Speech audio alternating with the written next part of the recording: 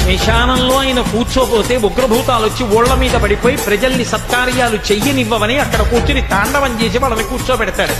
పార్వతీదేవి అడిగింది మహాభారతం అనుశాసనిక పర్వంలో, శుభ్రమైన కైలాసం ఉండగా, ఇంత ఐశ్వర్యం ఉండగా, చింతామణి గృహం ఉండగా శ్మశానంలో ఎందుకుంటున్నారని అడిగింది.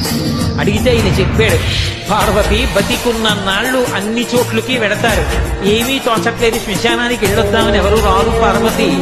నేనంతవాణ్ణంటాడు, పొరుగ్గా ఉన్నానంటాడు, తెల్లగా ఉన్నానంటాడు, పండితుడంటాడు, పద్యాలు నాకు నోటికొచ్చంటాడు, ఉపన్యాసం చెప్పగలనంటాడు, నాకు పాటలు వచ్చంటాడు, నేను నాట్యం చేస్తానంటాడు, నేను అధికారినంటాడు, నా దగ్గర డబ్బు ఉందంటాడు, నేను పాట పాడగలనంటాడు. ఇన్ని ఉన్నాయనుకున్న వాడిలోంచి ఊపిరి బయటికి వెళ్ళిపోయిన తరువాత వాడిని తీసుకెళ్లి 4 కొత్త కర్రల మీద పడుకోబెట్టి చాప చుట్టి తాడు కట్టి పైన నూలు బట్ట కప్పి తీసుకొచ్చి అన్నీ తీసేసి కర్రల మీద పడుకోబెట్టి కాల్చేస్తుంటే జీవుడు లేచి నిలబడి పుర్రె పగిలిపోయిన తరువాత కన్న కొడుకు కూడా స్నానం చేసి వెళ్ళిపోతుంటే చీకటి పడిపోయాక, అయ్య బాబోయ్ చుట్టూ ఉగ్రభూతాలు, నా వాళ్ళన్న వాళ్ళు లేరు, వీళ్ళని నమ్ముకున్నాను, ఒక్కడు లేడని ఏడుస్తుంటే నేనున్నాను రా అని చెప్పడానికి నేను కూడా లేకపోతే చచ్చిన వాడు 1000 మాటలు చచ్చిపోతారని అక్కడ ఉన్నారు పార్వతి.